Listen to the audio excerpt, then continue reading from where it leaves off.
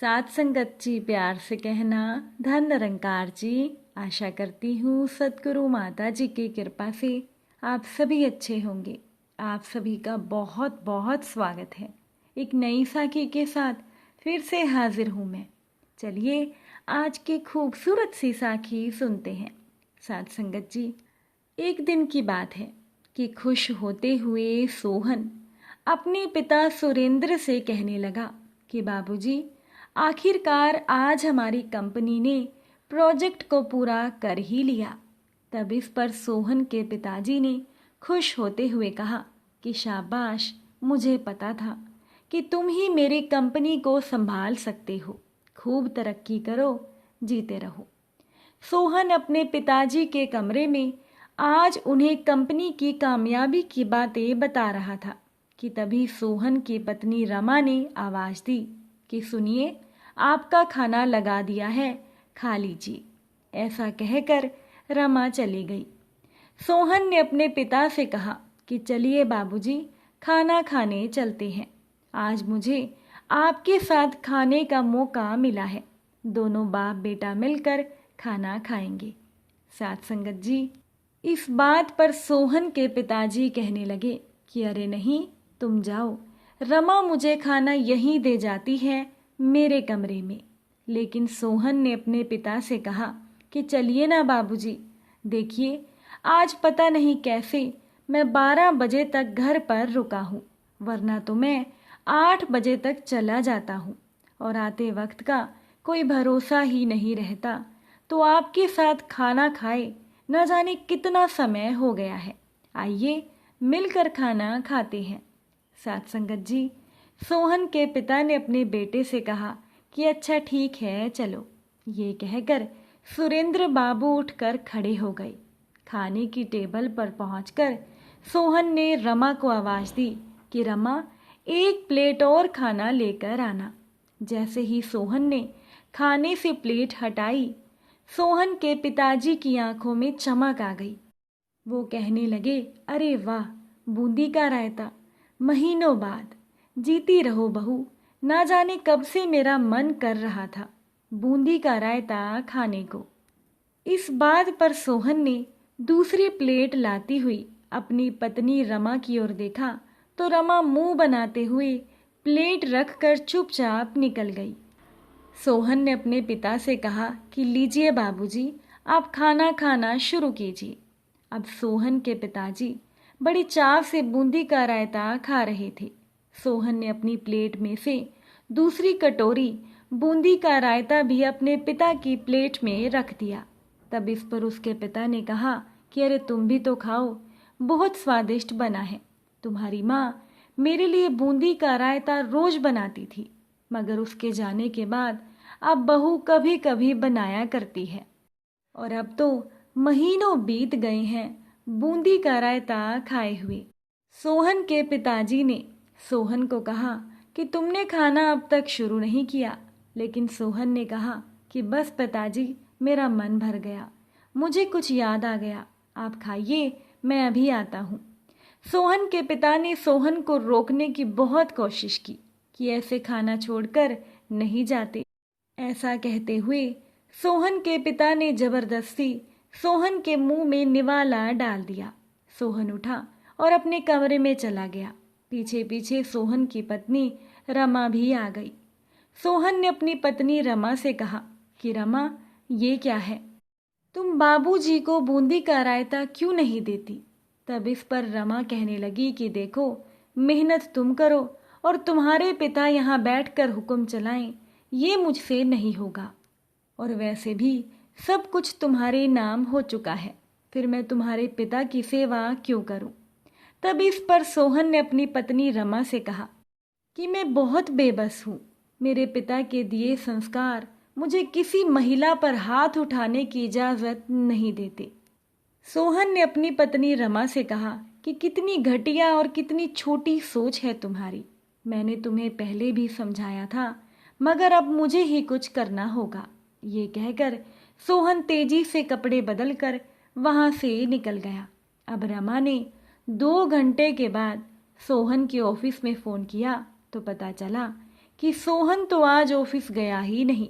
दोपहर से शाम हो गई और शाम से रात ढलने को थी, मगर सोहन का कोई अता पता नहीं था। रमा बेचैन थी कि तभी सोहन की गाड़ी की आवाज़ आई। रमा दौड़कर बाहर पहुंची तो देखा कि सोहन के साथ एक युवा लड़की थी। रमा ने सोहन को पूछा कि ये क्या है। सोहन ने रमा की ओर अनदेखा करते हुए वो लड़की और एक दूसरे आदमी के साथ घर में प्रवेश किया और अपने पिता को बुलाने लगा। सोहन के पिताजी बाहर आए तो सोहन के पिताजी ने सोहन को कहा कि तुम कहाँ थे? पता है रमा बहू कितनी परेशान थी। तेरा फ़ोन भी बंद था और तू फैक्ट्री में भी नहीं था। तू कहाँ गया था?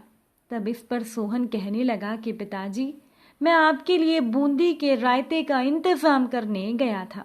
बाबूजी ने बड़े ही गौर से सोहन की ओर देखा। सोहन ने कहा कि ऐसा क्या देख रहे हैं बाबूजी? ये जो मेरे साथ लड़की है ये सुधा है, अपने माली काका की बेटी। ये मेरी बहन है। आपको याद है, इसी के साथ मैं वहाँ बगीचे में खेलता था। सोहन ने अपने पिता से कहा कि बाबूजी, क्या आप जानते हैं कि हमारे घर में बूंदी का रायता रोज बनता है, मेरे टिफ़िन में रोज जाता है, मगर आपको ये रमा क्यों नहीं देती? मुझे इस बात का नहीं पता। इसे लगता है कि आपने ये घर कारोबार मेरे नाम कर दिया है तो बस मैं आपको भूल जाऊं अपने भगवान समान पिता को।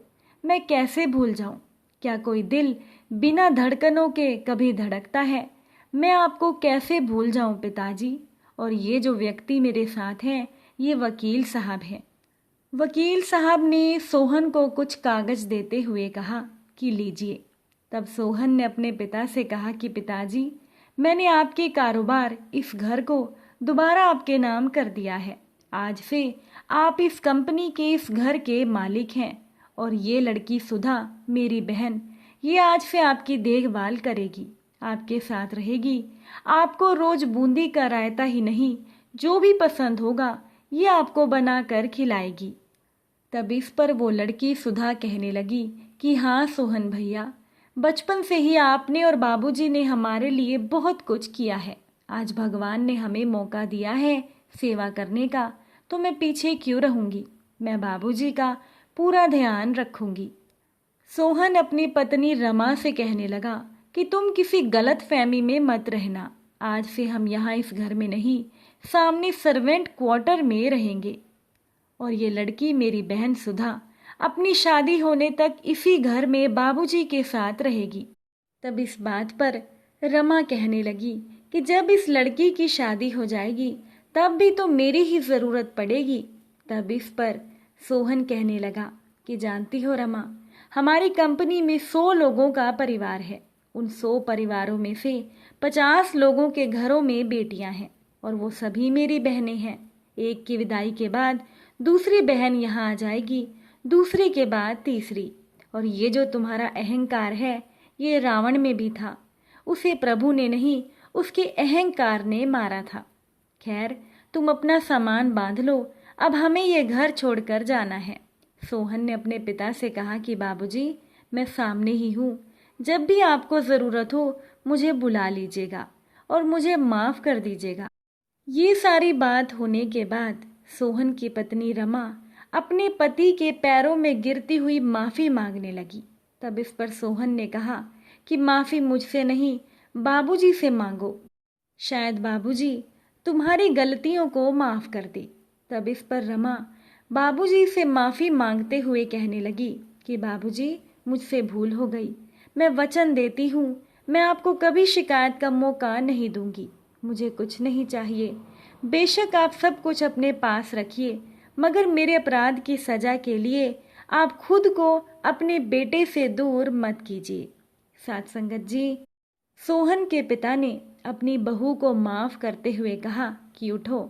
ये कहकर सुरेंद्र बाबू ने सुधा को उठाकर उसके सिर पर हाथ रखते हुए कहा कि बेटा, मैं जानता तो था कि तुम बूंदी का रायता रोज बनाती हो, मगर मैंने कभी इसीलिए नहीं कहा क्योंकि मैं अपने बेटे बहू के सुखी जीवन को बर्बाद नहीं करना चाहता था, वरना जो इतनी बड़ी कंपनी चला सकता है वो सब जानता है कि उसके कर्मचारी क्या करते हैं, क्या चाहते हैं।